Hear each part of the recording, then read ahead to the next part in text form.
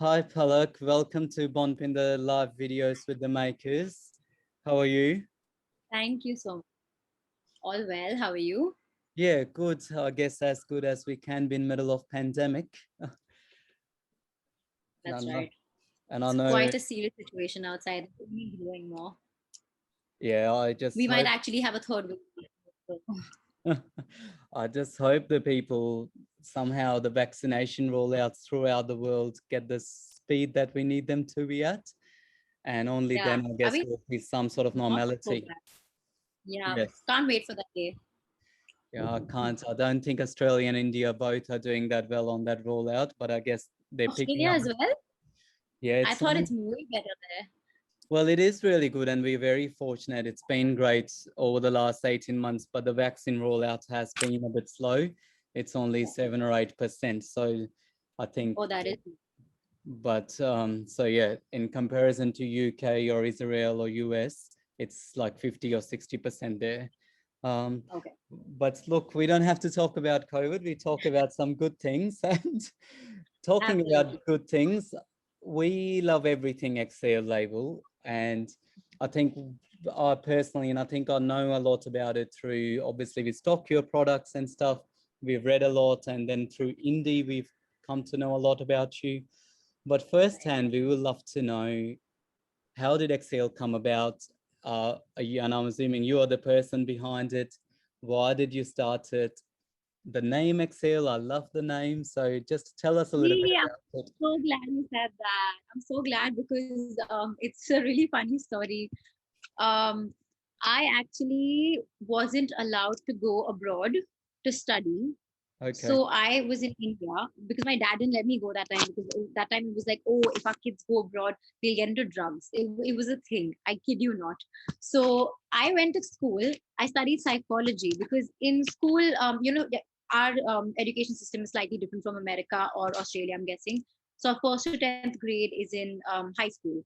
Yeah. And there nobody really talks about how you're supposed to feel or like if you're feeling a certain way, there's a way to process your emotion. It's not really, it's just taboo in India. So we're like, okay, fine, we just go about our normal lives. It's okay to cry. It's okay to feel this way, and this is just normal life. And after that, I studied psychology in my 11th and 12th grade because I did the international baccalaureate in our school. Mm. So with that, I got the opportunity to delve into the world of psychology. Yeah. I was dead sure this is what my calling is. I wanted to be a psychologist, a criminal psychologist, may I add.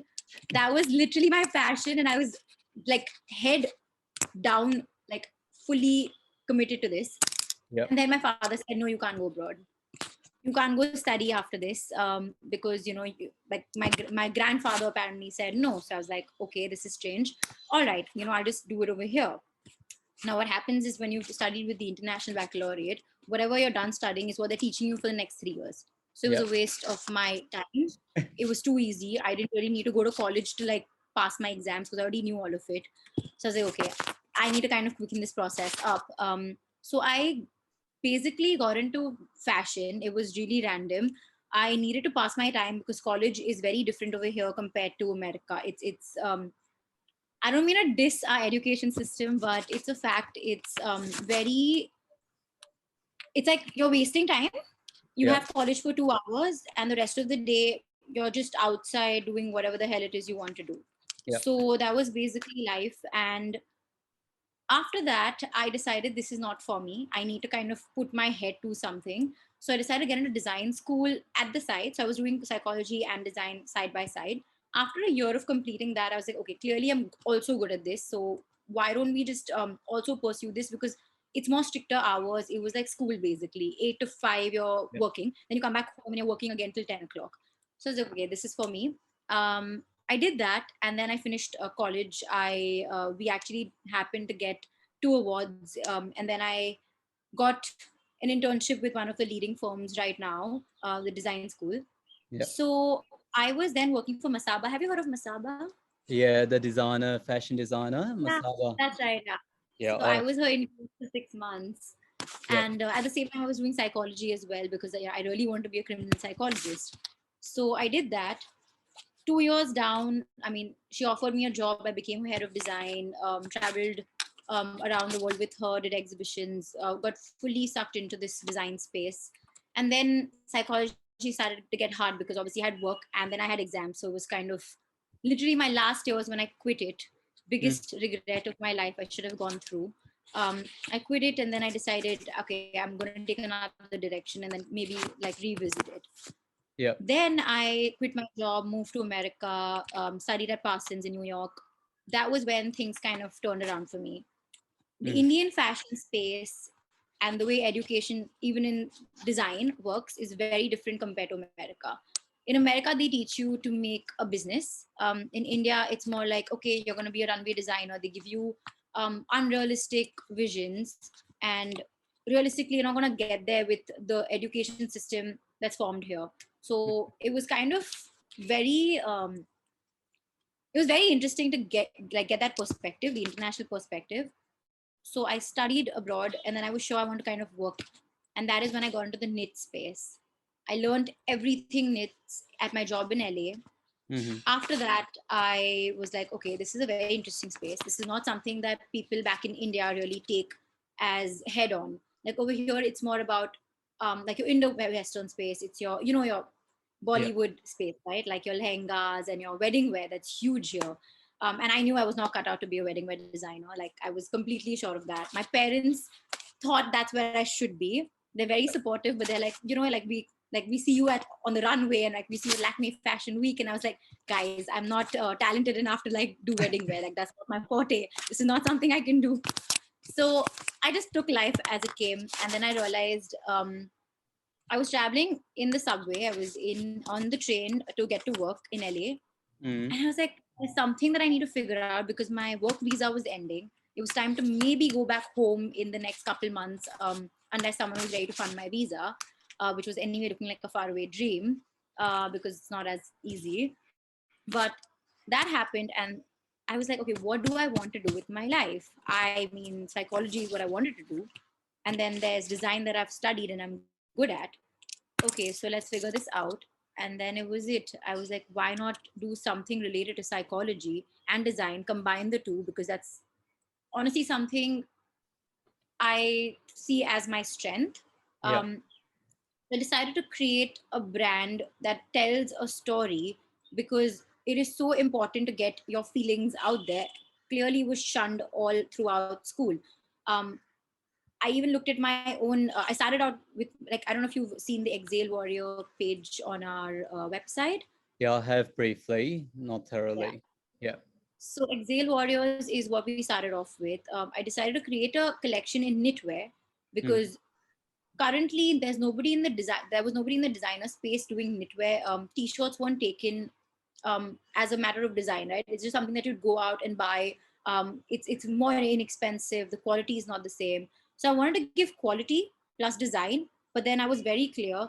Why does it have to be expensive when it doesn't need to be, right? Mm. Like there were designers who were selling T-shirts for 4,000 rupees, 5,000 rupees, and I was like, okay, realistically, I know exactly how much that costs in China, in India. I've worked with China as well, and this is not it. And at the same time, I wanted to get out a story related to human beings, like real humans, because why is it that we can't wear our feelings as one and talk about them? Like, why do we have to keep it a secret? Why does society have to be like, okay, if there's something wrong with you or like something that you're going through, even as a family, like it's like, okay, we can't talk about it. You've got a divorce, okay, we have to keep this a secret. And I feel like you've got Yeah. a divorce, congratulations, you're finally out of a bad marriage. That's how I kind of viewed it. But over here, it's not the same. Society is not like that. That kind of got me thinking like, this is something that I'm interested in.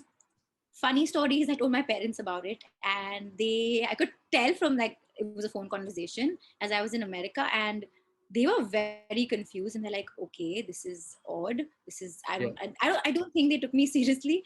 They're like, she's just making this up and like she wants to come back and like she'll figure it out. Yeah. So they didn't really give me the benefit of doubt, but they were like, okay, we'll support you. So they were nice enough to do that. And that was it. I think the more days passed and it kind of grew inside me. So I was like, let's just start with a business plan and think of a name. Yeah. And that's when Exhale came to be because it was the last one on my list. I Yeah. made a list of 10 names that would kind of explore what this is. exhale was right at the bottom. And every day I would strike one name off because I would keep saying it to myself. I was like, is this it? And I was like, no, this is not it. And then No. somehow I just come back to exhale because it was just so simple. It was just like taking a breath, like breathing it out. Um, Something as simple as that. So that was it. That was the idea to exhale. I took a flight back home Yeah. and I decided to start this. Wow. Well, and it's just going back on the Excel. What a journey to start with. What a journey, the thought process.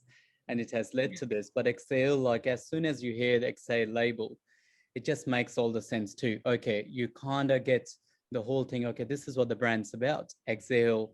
And then your t-shirts or whatever you guys make, they communicate that message through, like every product says basically Exhale, like be Right. kind, like anything fragile, brown and beautiful, anything that you in somewhere it just says let go, let that feeling out, express, exhale, breathe. I it's funny what you said about also that your parents thought if you're gonna go abroad and you're gonna start taking drugs and stuff. If you look at me, um, I'm from northern part of India, Punjab originally, and I've married a woman who was not even the same category or the caste system as you'll call it or the background. She was Australian. And I remember when I was 21, because I came to Australia when I was quite young. So it was after 21, 20, mom and dad found out that he drinks. Like it wasn't a lie. You know how you say about expressing feelings? All my cousins, all my friends, they all could have a drink, and I did too. But I would just, if I was doing something, I'll tell them about it. I was like, I'm having a drink. And then I'll be like, okay, I'll have a girlfriend. So that was another problem. And then even before she won, I think they'll be like, oh, and the girlfriend she's not even from like India or Pakistan, let alone she's from Australia, she's white. So, and all of that, the first thing they thought, they were like, he's doing drugs. And I'm like, what's wrong with you? They're like, obviously you're on drugs, you're on drugs. And that's what they were worried about day in, day out. They thought I was a drug addict for a good 2 years. They'll go to all the pundits, all the priests back home, Really? like fix so that, but then I did somewhere deep down, I knew my parents, I knew everyone. It's just that, misconception that you have, that once you Yeah. break through that all, Yeah. the language of, that cliche word of love travels far, but it really does. They just It need to does. be made aware. And then once people connect, and now they like, obviously they love Siobhan, I guess, more than even me, but yeah, it's funny. I think out of care, our culture, they directly think about the worst possible scenarios. True. Even with like your Excel level, you starting an Excel label, not a Langa Choli business or authentic way. Like, why are Yeah. you making t-shirts? Who's gonna buy them? Yeah. But yeah, well, And kudos then, to you. sorry. Well, that's well done to you for following your heart or your gut, really, and doing it. Honestly, it wasn't. It was pretty scary, because I had my own share of insecurities when it comes to my mother. She actually didn't know about it till I came out with my. So I launched Exhale label with my Exhale Warrior story, Yeah, and it had two parts to it. One was my skin color. yeah, So growing up, all of my friends were Punjabi or Sindhi, and all like fair. yeah, These girls are fair and stunning. And then there was this um, lean little girl that was me, who was this brown girl because she'd love the ocean and she'd go to Goa basically 4 times a year because of my dad's business. And obviously, my mom would tell me to put sunscreen, which I would misconstrue because I think like, oh, she wants me to be fair. It's not like she cares about my skin. That's what I would think. So because of that misconception, this little insecurity inside me just grew into a bigger ball. And I didn't ever like say this to my parents until the story came out. They read it and they're like, okay, wow, we had no idea that you felt this way. And I was like, yeah, because I just assumed that you want me to be fair. And that's when coming to America kind of changed my life around.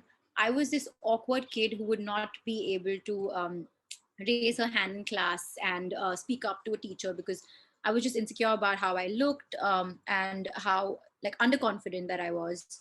So that kind of changed around in America when they saw my skin and they thought it was so exotic. and they're like, wow, you look so beautiful. And I'm like, okay, I don't think they'd say that back in India, you know. Yeah. So it was quite something, to really have this change of an experience through this journey itself with launching a business. I didn't really expect it, and I was just wondering how much it can do to everyone else that, you know, we're trying to like get into our community with every collection that we, you know, name our product after that person, and they just get their story out for the world to see. When I say world, I mean their world, you know, because it's Yeah. shared on their platform too. And it's just been a very emotional ride more than anything. So yeah, it's been Well, nice. that's exactly what it's when I think about Excel, and I really, for me, I looked out on the indie website and there was a t-shirt called Brown and Beautiful. And look, I was one of those, you know, the Punjabi guys, and now I live in northern part of Australia. My skin color is much darker. It was much fairer. So I think I saw a different side, but then the Brown and Beautiful, it just evokes so many emotions, because the first thing that came to my mind was Fair and Lovely. And Fair and Lovely moisturizer I had not only in India, but even when we traveled to, say, Indonesia, Singapore, Malaysia, it was everywhere, Fair and Lovely, and how much people wanted to be fair. And then the other thing was our kids, like our twin girls. Ivy is much darker than it, like not much darker, but her skin color is browner.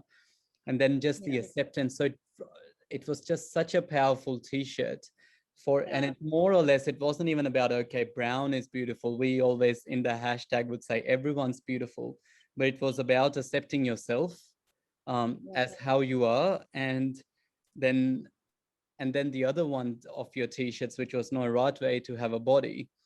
It's personally, and my parents are going to kill me for this if they heard this, but my sister is quite short.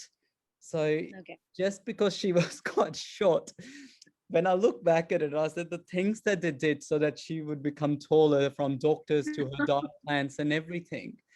And I was like, how did we let that happen? How did we not laugh at it? Like someone trying to be like, be angry or trying to tell someone, okay, you have a problem that you are short. Like she was perfect in every way, but just, and even if she put on an extra 2 calories, the society, or so-called the aunties. So it just the Brown and Beautiful where it started from, but it brought back so many things for me, memories from I guess when I was a child, just things that we were grown around and we thought they were okay and we would never commented. But if I have a choice now, I'll definitely 100%. stand up for it. And Absolutely. and not the world I want my kids to be brought up in. Just Absolutely. In fact, that's why I actually want to even speak to you regarding if you would like to be an Exhale warrior with us for the next collection. That would mm, be amazing. well, yeah, I think I've it's yeah. Well, look, it'll be a privilege. There's just so many things, even but the stigmas, you know, like, and I think we, with India, we love India. And if COVID hadn't happened, if you ask us about our wild plans, it has somehow become Bonpinda Collective, as I think we've spoken before. And I've said we make uniforms. That's another story, how we started making uniforms. This is Please not do to tell. be, I'm dying to know that story. well, there's not much of a story. There's a mixture of necessity, mixture of wanting to do your own. I wanted to start my own brand, like, you know, clothing brand, but then we've pretty much done everything from scratch ourselves. And Okay. Siobhan's very supportive, but Siobhan's a teacher by profession, and Okay. I'd worked in education systems, and I was always fascinated with, you know, how you said something about your um, how much does it actually cost to make that t-shirt, how they're so expensive and stuff. In Australia, there was a lot of awareness about when people buy individual, they're all about supporting small individual labels. There's such a good market here. If there's something handmade, something that's not like, say, Tommy Hilfiger or Nike, but belongs to an individual and their story, they'll be get right behind it. But with the mass-produced stuff like school uniforms, workwear, corporate wear, who was making that stuff? And I think we lived in Shanghai for a year. Long story short, we Oh, couldn't find that transparency of what we wanted it to be. Okay. I wanted to start make funky printed men's shirts because I love clothing, I love designs, I love all that stuff, and I understand. Not that I understand it, but I've got a great love and admiration for textiles in general. Mhm. And out of necessity, and I was like, how are we gonna start our own label? But then I sort of looked about sustainability and ethicalness. If we're gonna make an impact, let's look at where the most amount of products are produced. And we started with that just before the kids were born, out of mainly because we wanted to start our own label. We used our label Bonpinda, but instead of making items for everyday people, we started making polos, shorts, jumpers, sweatshirts, all that really high quality stuff, what I would sell to a direct customer in a very transparent manufacturing business where we control the wages of people, who we paid, what we paid, um, Right. and growing them slowly. So we started that thing, and the label was in the at back of the t-shirt. So it was just mass produced clothing, but that was our brand. And I guess then we, over the time, we just thought, we were like, I'm like, oh no, my strengths when you talk about it is logistics. My strength is trying to provide great service in those spaces, deliver stuff. Right. So I knew the gaps that existed in the market.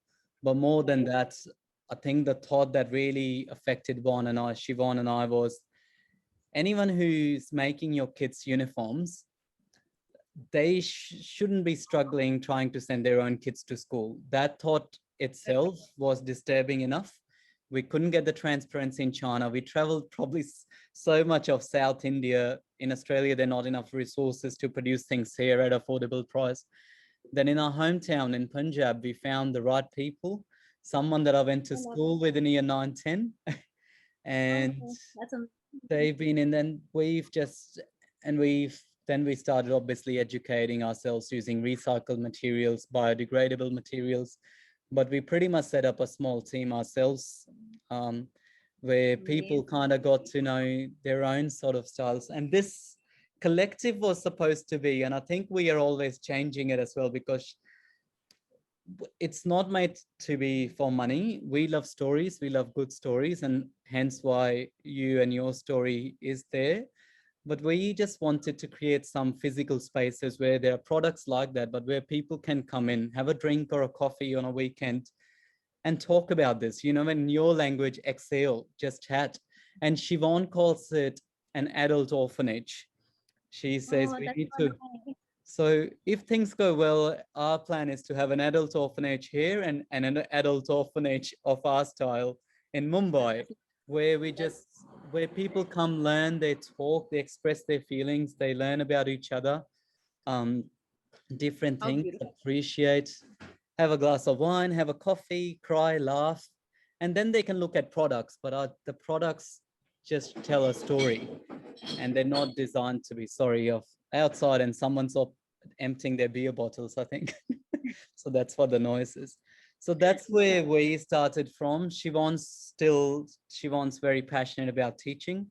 She is doing her master's in play therapy, Wow. which is basically helping kids to come over trauma and stuff through play, and working the That's younger kids from 0 to 12. So that's where we are. And we just, yeah, it's the collective is just our way of connecting really to a lot of different people. And if through their products, if we can share some sort of story, that's great. that's love. But Very nice. Really nice to know. but and so that's what we are. And I think one of the other things that I really wanted to talk about was, and I think you've explained it, but what does positive mental health mean to you? Like, what if you had to define it? So it's hard to define it because I really think it's more to do with like a state of mind. The Yeah. funny part is, mental health kind of became the topic of conversation much recently, at least in India. I'd say last year, more so because of last year the pandemic hit and it kind of really took control over everybody's mindset. But I think the conversation started 2 years ago, and Yeah. that's when it kind of came to being that, okay, people are now even talking about it. That was still a big win. Yeah. But now it's like, you know how there's organic stuff Yeah. and sustainable, everything's organic and everything's Yeah. sustainable. But I do believe a lot of it is also a marketing strategy for a lot of people. That's kind of the disappointing side of it. But even mental health, I would say, kind of took that shape and turn much later after the conversation started to be. But you know, when you're like, you can't deny it, right? Like at the end of the day, even if you're okay because there are things happening around you. Like even for someone like me, it is now that I finally accepted to myself that, okay, I do need therapy, because obviously there were some things going wrong in my life, and I realized, okay, this is all connected to my past, and it's time I kind of face it, because I was scared to face it, which is why I was running away from therapy. But for a lot of people, it's more to do with like, I don't need help because I can handle it on my own. Now realistically, you can't. How many things are you going to be able to do? You're one human, one brain, one heart. You know, there's already, I mean, we're multitaskers at the end of the day, right? So how many things can you juggle with? So after the conversation kind of started, thankfully the pandemic hit in such a bad way that people started to really realize what it felt like to be home. Mm. It's unfortunate that a lot of people who, I mean, realistically, couples, right? I don't think they've spent that much time with each other in Yeah. their entire life. So that was honestly like a true test of time, and people kind of really understood what it's like to actually be with your mental health and just sit with it, because there was nothing else. The whole world was on standstill. So I think positive mental health is definitely a state of mind, because it changes. Right now it's positive, 2 hours later it can be in a whole other space if something triggers you in a second, you know. And that's human nature, right? So it's bound to happen. But I feel like it's so nice to see people actually take an effort, slow down a bit, because I'm from Mumbai and I've lived also in New York. Now Yeah. these two cities are like, it's a race. Yeah. All you have to do is make money, and it's a race. And it doesn't matter if your mental health kind of goes out of the window. And I'm talking about myself too. Sometimes it's like, okay, I'm just hustling and I don't understand, but like, you need to take a breather. So it's nice to see that people are actually taking that more seriously now. Yeah. I think 2020 was definitely a bad year for a lot of people, and it was very unfortunate. But I think a lot of good came out of it too, if you ask me. So it's Yeah. been nice. Yeah. I think 2020 really tested, and I think mainly started the chats about mental health with Yeah. people, I think all around the world. Look, I believe I'm very lucky, especially over the last 7, 8, or even more than that years, because I have a partner who's more like a mirror. She can Yeah. see the really vulnerable, or the anger side of me, and absorb it, and then Yeah. knows how to, like, I can be completely, how do you say it, pour my mind out in front of her. And I'm very close to my grandfather. He's another person, and he's 99. But Oh, funnily, we have a really, and through one of my cousins, we have a really good relationship. And they're two people, and I think that's therapy. Like for me, yeah. even through these mediums, whenever I talk to them, it gives me clarity, and gives me clarity on so many things. It's like someone pulls you out of that mud that you're stuck in. Um, but It's so important to have an outlet, right? yes, and just to talk, just let it out, exhale. Like, Yeah. just let it, and it's, yeah, it's very, but it is a changing thing, all the time with mental health. Do you think in terms of impact, or when you've shared your story, have you noticed any changes with your friends and stuff? Because you know how through exhale you are speaking a different language that they might not have heard about, or the side of you that they hadn't seen before. Has that changed or not really? Uh, so honestly, with me as such, I had one friend who's my best friend. He's as good as a brother, because I tie him a Rakhi every year. He would call me strange, bad like names about my skin color when we were younger. After reading my story, he definitely apologized, and I was like, "It's okay. I know you were young too, and like, you didn't know any better, and you didn't realize how much it was impacting me. But that's just one." Um, One of my best friends, she came out with her story, and this is such an emotional roller coaster ride, right? Even when they're actually telling me their story, because sometimes people aren't comfortable with like sharing it. And now you think that my best friend would probably be okay with me taking her interview in person, right? But she said, no, I think I'm going to write it down and give it to you. I think I'll be more comfortable doing that. So I was like, whatever works for you at the end of the day. Now, we went to the same school. It's a cutthroat school with 300 kids in one batch. So you can imagine what school life must have been like. So it's the same one that also Indy went to, actually. So we're all from the same school. And Okay. so my friend was overweight, and a couple other kids used to draw baby elephants on the desks. So that, obviously, she had her biggest insecurity was like weight, being body shamed every single day as good as.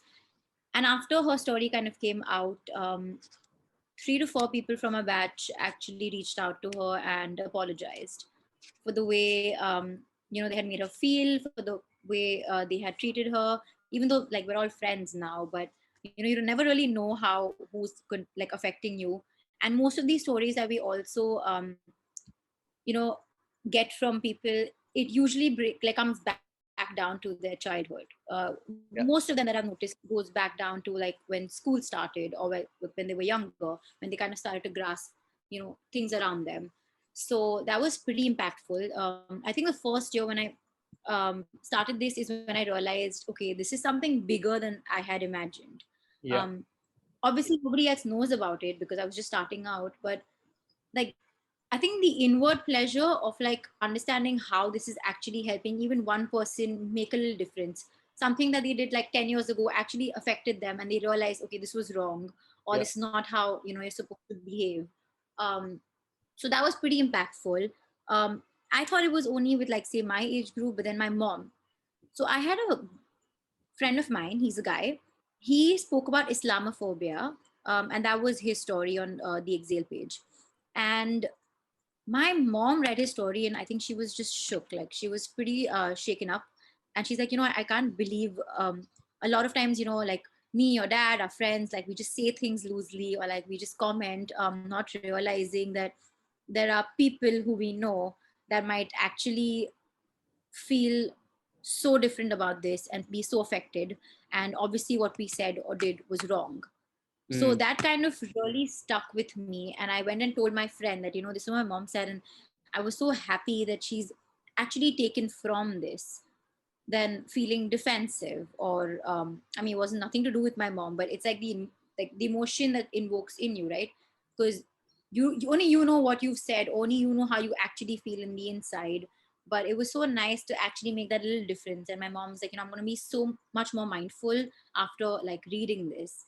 That's when I like it kind of struck me, like this needs to like carry forward, and I need to see whether I can get my stories to a faraway audience that they can kind of grasp from this. Because it's not easy to actually talk about how you truly feel. Like, because I remember the butterflies I felt when I was bringing out my story, and the day it was going to go live, I was like, okay, I don't think I can go through with this. I was almost about to shut it down because I was so scared. I've even had people who sat with me for 2 hours, given me their story. It's written down, it's edited, and then the last minute I always ask the person that, hey, this is going to go out tomorrow, like only after you give me approval is it going to go out.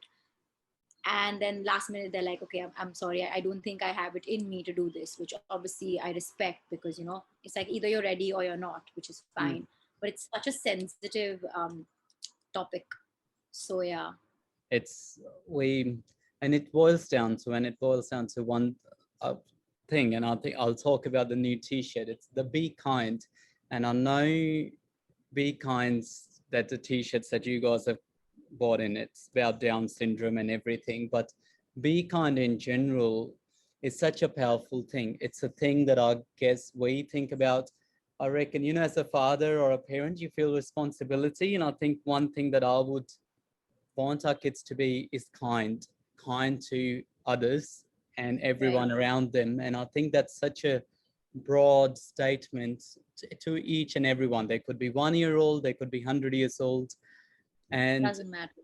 and if I think about, just by talking to you, a couple of things that really has had an impact of for me as a person, and it sounds like a super thing, am I a kind person or not? But was my mum and dad. And again, I really hope my mum and dad don't see this. Mum's gonna really kill me.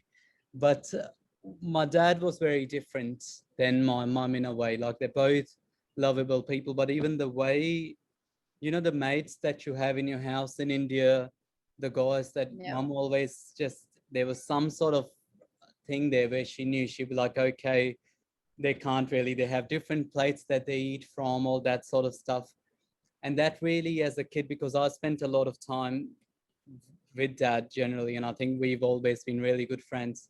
And when I saw dad at work with all the guys that worked from him, he spoke to them the same way he would speak to me. He treated them equally. And that translated even at home. If we had workers working at home, doing even painting our house and stuff, and dad would just be like, okay, go get them a samosa. They must be hungry. And I'll be like, Dad, I don't think they only had 2 rotis for lunch. But I think he was trying to, there was something else, like it just planted a very different seed in me.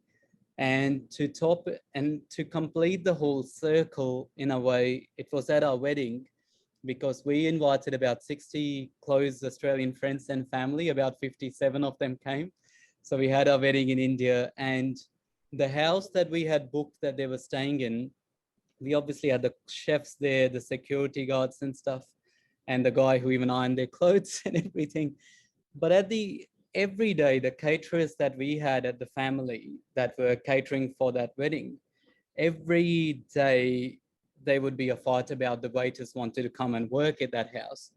And then I knew the guy who was doing all the food because I'd seen him from childhood, and I asked him, why are people there so excited? And he's like, and then I asked some of the guys too who were waiters there, and they were like, they all say thank you. They all just treat us with so much respect. They are so happy. They, before they go to bed every night, they come and say good night to us.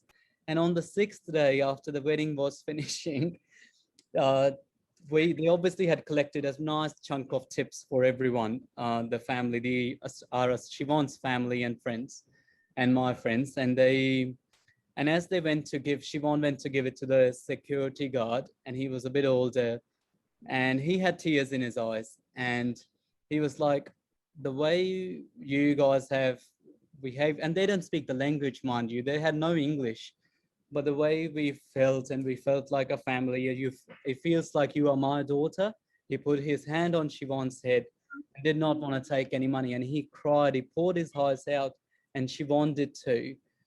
And that statement of be kind is, so that's where I'm trying to, like, it's to everyone around us, and that's like that explains so much to me, like, you know, even with people, like them treating people with equal respect, that equal, that we all, I guess, deserve. But so let's talk about our new favorite tea, the Be Kind tea, which is obviously inspired by raising awareness about Down syndrome. Powerful story. Did you want to just shine a bit of light on that, how that came about? It was actually so random because I'm embarrassed to say this, but when Pooja and Nora's the girl, the baby girl who it's based on, super kind and super sweet. Her mom actually reached out a couple months ago, but I kind of missed that somehow. So we kept missing each other. And that's when I kind of came across her page. And that's when I realized, oh, I think she's messaged us. Went in, looked at it. And there it was, like, she does something every year for World Down Syndrome Day. As embarrassing as it is right now for me to say this, and as ignorant that we are at times, I had no idea what was World Down Syndrome Day. She messaged me that, and I was like, 1 second, I don't even know what this syndrome is. So the first thing I obviously did was Google it, and I was like, oh my God, this is why this needs to actually exist. Yeah. Looked it up, read up about it, got some knowledge into it before I, go ahead and speak to her. Had a word with her. It was such a special collaboration. I am so truly blessed that I don't know how she came across our brand, because it is fairly like a small, super tiny fish in the sea, but it was so heartwarming for someone to have just put faith in you because she's tried one product and thought, let's do this and make sure that a lot of more people kind of get more aware about this syndrome. Because it's funny how when I saw what Down syndrome was, and that's when it kind of takes you back to your childhood, when you see a kid who has Down syndrome, and you obviously didn't know any better because you were a kid yourself, and you're like, okay, why is this kid different from me? Yeah. Because there's zero awareness about this even today. So after I found out like what Down syndrome was, I randomly just went and asked all of my parents, like my in-laws, my parents. I went and asked a few friends, hey guys, do you all know what Down syndrome is? Only to kind of see, okay, was I living under a rock or is everybody living under a rock? You Yeah. know? So it was such a special collaboration to actually get to meet this special family. We did a photo shoot together and to actually get her story out. And Pooja, as honest as she was, the story is up on our page. And it was just so heartwarming for it to be so real, for her to be so real and honest about the fact that, when she had the baby in her hands and she was like, okay, the first thought was bound to kick in. And it was like, okay, what is society going to think? Are my parents going to accept this baby? All of that, because that's the truth, right? As much as someone would like to probably hide it, or Yeah. just cover it up and be like, okay, I'm fine, I'm happy. But there she was like, I have a child. Am I capable of raising this child at the end of the day? So it was too heartwarming and a beautiful collaboration, and to actually see her grow up every single day in front of our eyes, through her stories. It's been amazing to see how, I don't know what is so different about her, like she just has another genetic order, but that's Mm. about it. At the end of the Yeah. day, she has the exact same challenges as us, she has the exact same opportunities as us. So Yeah. yeah. Well, it's just in regards to that, so where we are basically, how we've got the cost of getting the stuff here, any money we're making is going to Down syndrome NT. And That's so, when she heard about that's what we are doing, and contributing to every month with whatever sales we make, it's going to them. She asked us to come in, and I was like, "Oh, what's happened?" And as we sat down, and at her office, the director of Down syndrome NT, she's like, "I just wanted to thank you guys for thinking of us and doing this because I think it's amazing." She has a daughter who has Down syndrome. She's been working in this space for 30 years, has connected and done, like, they have their own shop where people repurpose things, these kids work, and that's all they do. And they sell stuff, and just the community they had around them. But just they just loved everything about the tea. They were so happy. And then we I'm said, "Oh, so sorry, it has sorry. the American Sign Language. We didn't realize because Australian Sign Language is a little different." She's like, "No, no, I teach them both. Both of them are applicable." She was stoked, and then she was like, "Oh, hopefully we can somehow get this into our community and get adults behind them, and we need to get," and I'll share a bit more details about it. She's like, "We need to have adulties for these because adults are the ones who need to get behind it. They need to understand, like what you've said. Um, there's more, just not just the children." So I'll send you details for that. But yeah, that's where it I'm was so really happy hard. to share that. Yeah. It just makes everything that we did so much more worth it, because I didn't know what I was getting into. Because, when there's a topic that you don't really know about, it can be really stressful because you don't want to touch anyone the wrong way, or I really didn't know what questions I should be asking because it is still a sensitive topic. It's not even as aware as it should be. So I'm so grateful for you to have done what you did, honestly. And honestly, thank you for sharing this with me. It just feels so much, I don't know, it feels fully worth it. I can't wait to share this with Pooja and Nora too. It's amazing. Yeah, and it's just, yeah, it's always good to share the positive vibes, I guess, the positive messages. And I don't know, look, it feels like the right thing to do. That's when we got those t-shirts, I think it would have felt wrong for us to keep money from it even.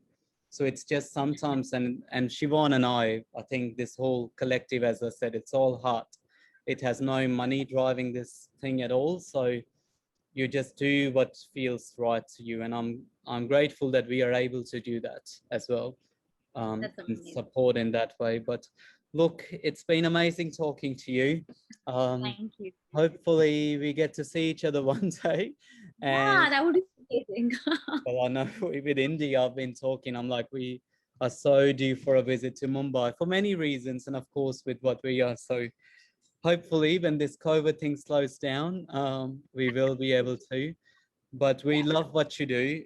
It's a great Thank you. Right concept. back at you. And because one of the kids was sleeping in my bedroom, our bedroom, I couldn't get the t-shirt Be Kind Tea. I was planning to wear it, but so Ah, sweet. but Thank you so much. She was amazing. thank you. And yeah, we'll speak again soon. Thank you for your time. Absolutely.